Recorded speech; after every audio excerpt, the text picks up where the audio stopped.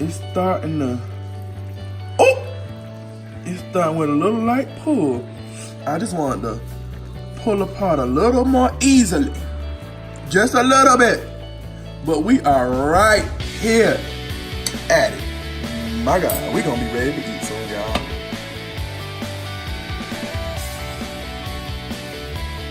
What's up, YouTube? Welcome back to my channel for another video. If you are tuning in for the very first time, my name is Nelson, and today what I have for you is a little cooking with Nels.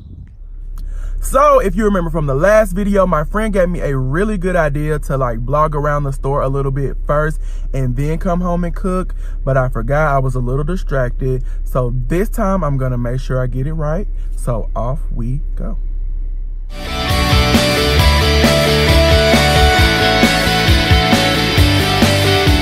All right, so I have made it here to Kroger, and the reason that I haven't told y'all what I'm making just yet is because I don't know if Kroger will have the cut of meat that I want.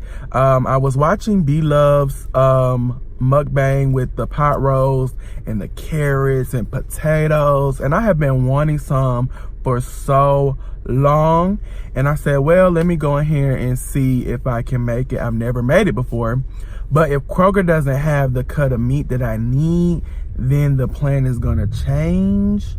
The other option is like a surf and turf, some steak, scallops and shrimp, and some of those Hasselback potatoes. So I guess the next thing to do is to run on in and see if they have what I need.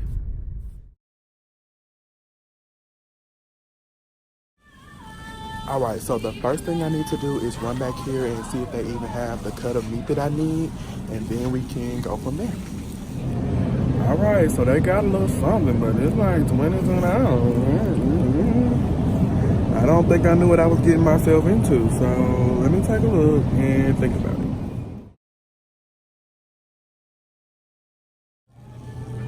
All right, so I went ahead with it. I found one that was like $15. It's a little smaller, and that's what I'm kind of scared about, making one that's too small and then we don't have enough. So I guess we'll just have to see.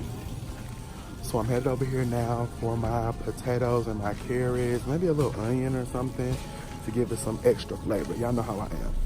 All right, y'all, so all of my shopping is done. I got everything I needed, my roast beef, my carrots, my potatoes, my stock, and whatever else.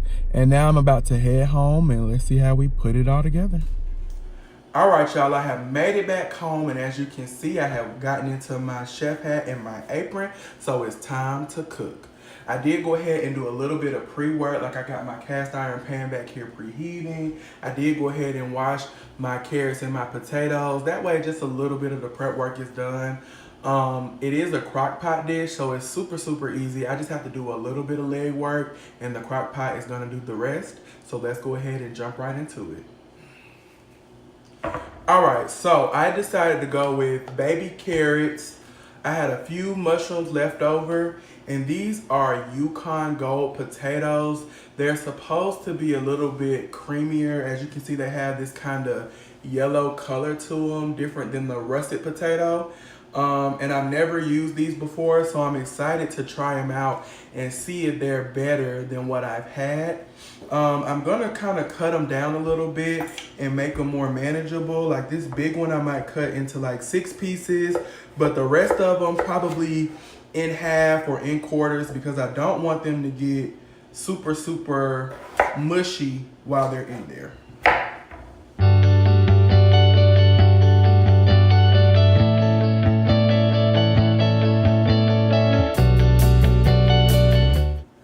All right, so as you can see, I finished chopping up my potatoes. The recipe calls for about 2 pounds of potatoes. This is a 3-pound bag, so I just said, why not go ahead and chop up the last few potatoes. I doubt that it'll make much of a difference, but they'll be there to absorb some of that wonderful cooking liquid and be delicious. All right, so as you can see, I'm done chopping up my potatoes. The recipe calls for 2 pounds of potatoes. This was a 3-pound bag. I decided to cut up the last few potatoes. I doubt that it'll make much of a difference, but they'll just be there to sop up some of that delicious cooking liquid. The recipe that I looked at did not call for any onion, but that's just not how I roll. I like to add as much flavor as possible. It didn't call for mushrooms, but you know, I just want to spruce it up and make it my own. So I'm gonna cut this up, not super fine, because again, it's gonna be in there for a few hours, and I don't want anything to get super mushy or super non-existent in the dish. All right, so I got my onion peeled up, and I think I'm gonna cut it into like big hunks like this. And that way it'll cook down very nicely, and it'll impart some really good flavor into the dish. And you don't have to worry about keeping the root in on this one, simply because we're using the whole onion and we're not dicing it up or anything. Perfect. An onion is done. All right, so my vegetables are done and they don't require any more pre-work, so I'm gonna go ahead and put those into the crock pot. I'm gonna kind of layer them a little bit, so it's not like all potato, all onion. Like, I want a good mixture so it'll incorporate. When you scoop, you'll get a good scoop of everything. So I'm going in with some baby carrots, few of these mushrooms, and I'm not chopping these up again. Don't want them to get lost in the dish. And then probably about half of my onion. Kind of break that up a little bit. And then I'm going in with the rest of my potato.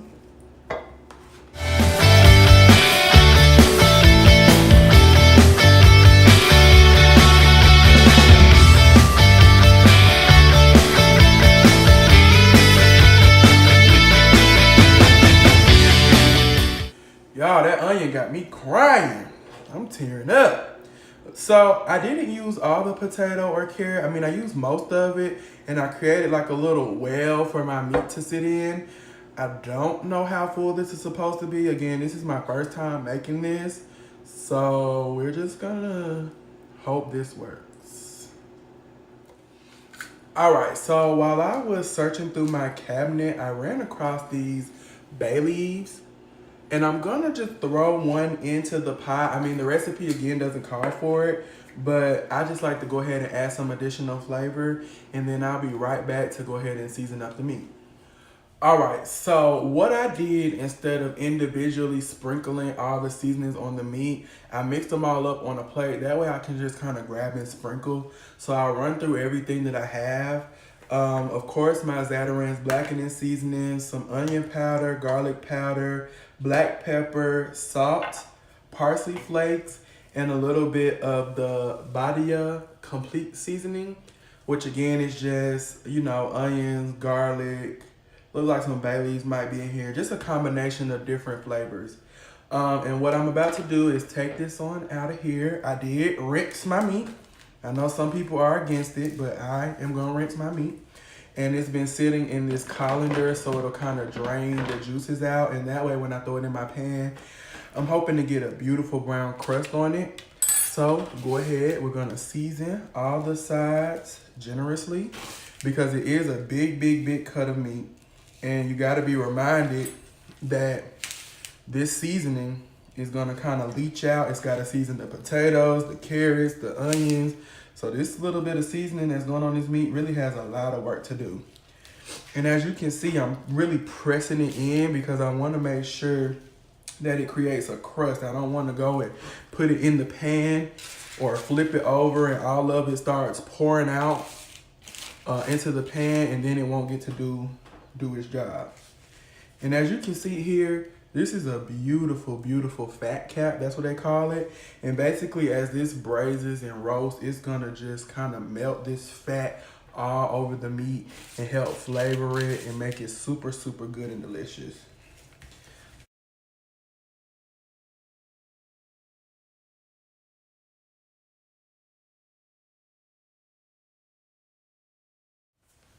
All right, so I am done seasoning my meat, and as you can see, I got all sides beautifully coated. Again, I pressed it in so it would really adhere, and I had a little bit of that seasoning left, so I took it over to the vegetables and potatoes and kind of sprinkled it over, just to kind of course, kind of keep enhancing the flavor. And I have my pot back here cooking. It's really, really hot. I use a cast iron skillet because I'm really trying to get a very nice crust on it. Cast iron is really good at conducting heat and holding heat. So when I put this big piece of meat in here, the temperature shouldn't drop way down. It should still kind of remain even and give me the beautiful sear I'm looking for. All right, so I got this pan screaming hot. It's got oil in it and the oil is smoking a little bit. So I turned it down just a little bit and we are gonna go on in. I'm going in with the fat cap side down first. And that's the sound we're looking for. Beautiful, beautiful searing taking place. So you have to remember that a piece of meat like this does not just have two sides, top and bottom. This kind of piece of meat has like 4 or 5 different sides. So you're really gonna have to be patient and give it the time that it needs to brown, because this step is gonna help seal in the flavor in this meat, and it really makes the difference between a good roast and a not so good roast. All right, y'all, it's been down staring for a little bit. Let's go ahead and flip it over and see. Ooh. Woo, look at that. Do y'all see? Let me get y'all a close-up. Do y'all see that beautiful? Oh my God. That is gonna be good. Sorry, I'm trying to figure out where I had y'all. That's gonna be really good. That alone. All right, so my roast is totally done searing now. And I gotta see will it nestle down in here like I want it to. And I'm gonna take it back out. I need to move some of this stuff around so that my meat will get down in here like I want it to. All right, so I figured it out. I had to take some of the stuff out and kind of nestle it in here and then put it back around here so it would fit. Now I need to go in. I think the recipe said 2 cups of chicken broth. Oh, no, beef broth. And let's see here. All right, so I did about 2.5. I don't follow directions well, clearly. And I'm gonna kind of pour it over. And this gonna let some of that seasoning on here run down to the bottom. Now, before I finish, I'm gonna pause and I'm gonna go over here and get this Worcestershire sauce. Y'all know me, I'm always trying to find a way to kick up the flavor. So I'm gonna add some Worcestershire sauce to my little mix before I finish pouring it. That way it can get down in here and nestle with the rest of the stuff.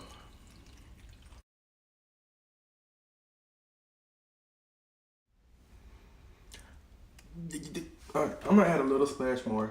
Just that's how I'm feeling, that's how I'm feeling. Just a splash, just a splash. I just wanna make sure it's enough to cook all my stuff. All right, so lid on. And we're gonna flip ours on high. And it says for maybe like 5 hours or so. I'm gonna come back and check it maybe in 4 hours or so, and then I'm gonna go ahead and add my cornstarch and water because that is what will help thicken up the gravy. So I'll be back with y'all in a few hours.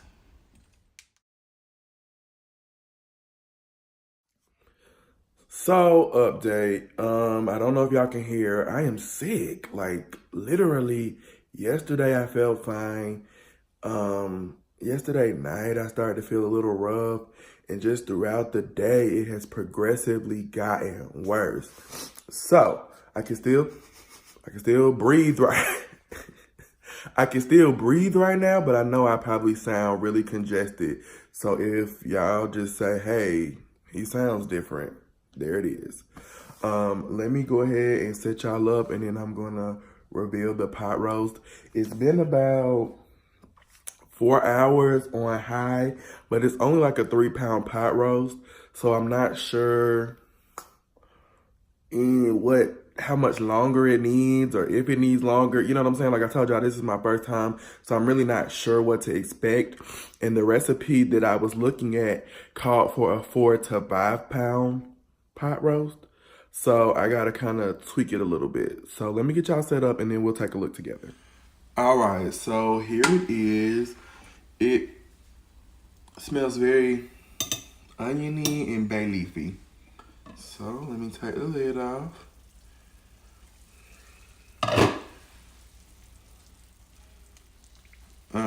It's not ready.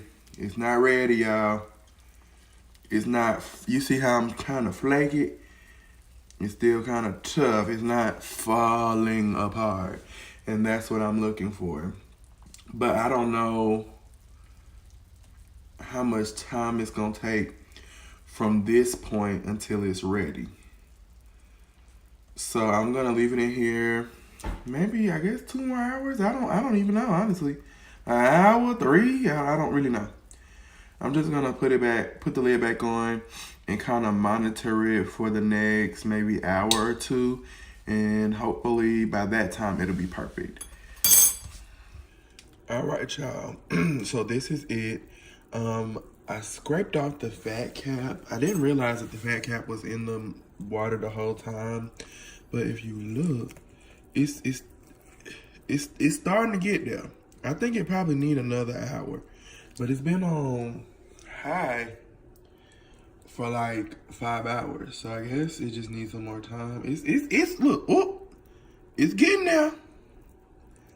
So I think I'm gonna go ahead and add in my cornstarch and water to thicken up this little gravy here. And I think it's coming. It just needs a little bit more time. All right, so I covered it back up, but I'm working on what's called a slurry, which is basically a cornstarch and water mixture that thickens up liquids. So you have to make it boil. That's the way the cornstarch works. I'm not sure why, I can't really explain it. But if you add it to a boiling liquid, like how this is boiling, it'll thicken things up.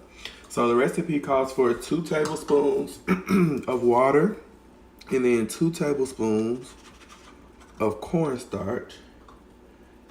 And that's what we're gonna do here. And you just mix it up, mix it.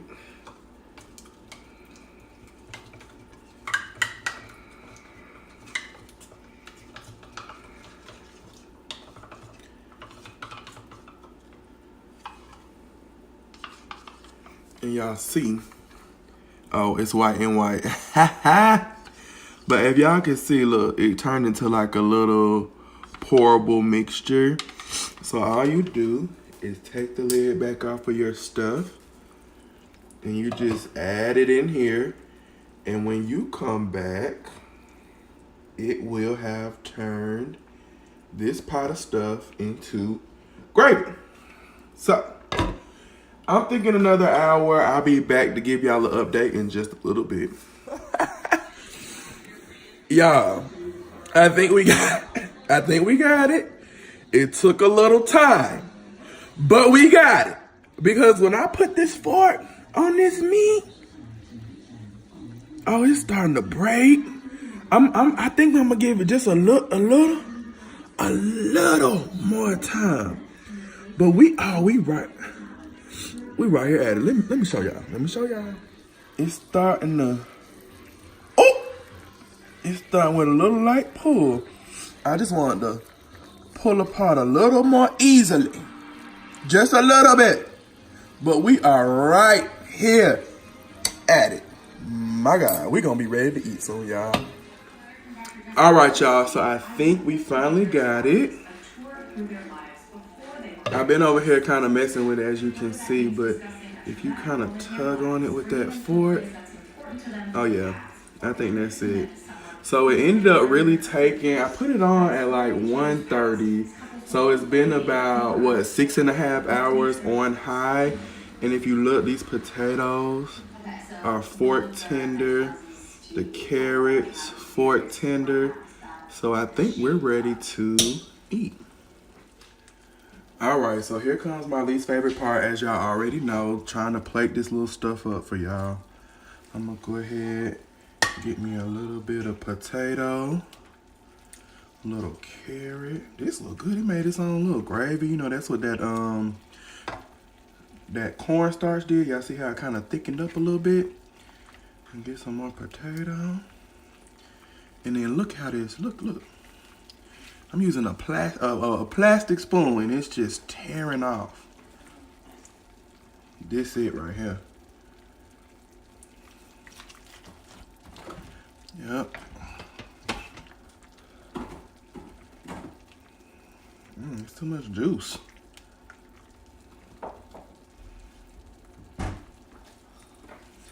All right.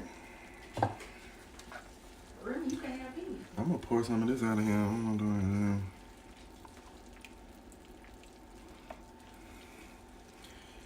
it. All right, y'all. I know it's not the prettiest meal because it's, you know, really monochromatic. Everything kind of turns brown, but it looks really good.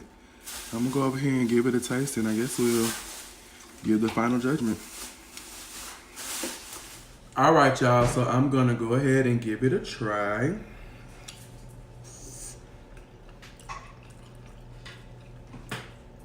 It is tender, but it needs some more salt. Everything,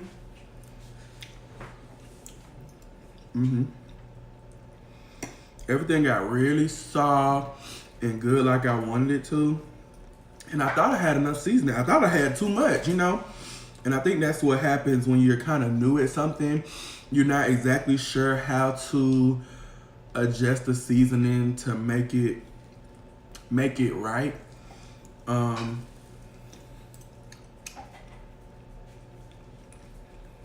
Yeah. I mean, the gravy thickened up. It just needs some salt. It needs some additional flavor. Yeah. So, with that being said, I'm gonna go ahead and close this video out. I'm gonna add some seasoning to this, and that'll be that. If you like this video, give it a thumbs up, comment, and subscribe. And don't forget to turn on notifications so you know when I posted something new. Thanks for tuning in.